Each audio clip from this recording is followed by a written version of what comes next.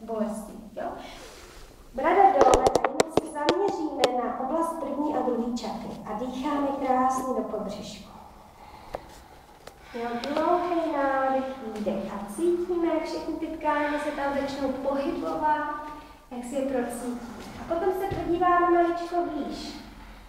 A pozornost zaměříme na solar plexus. Dýchá i ten podbřišek, i solar plexus.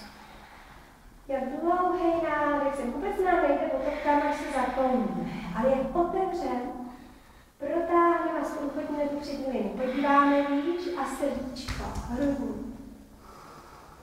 Nadýchnout zhluboka. Výdech.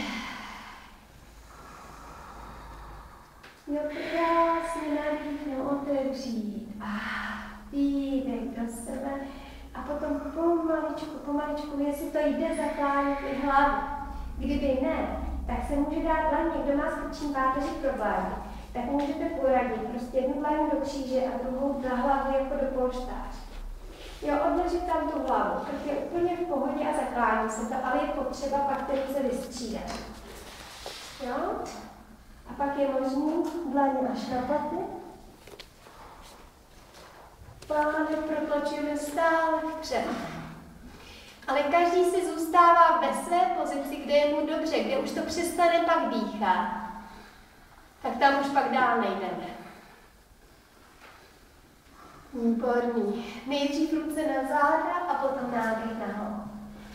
A šešérásána. Sedíme na paty, dlaněma chytíme paty. Bříško, hrudíček. A zase teprve tím hlubokým dechem krásně tu páteř, jo, ona se začne pohybovat a tam jenom samotná ta asána super, ale teprve, když to začne dýchat a ten pohyb, tak se tam něco děje. Jo, opravdu, když jsme v jakýchkoliv předklonech, ve střeše,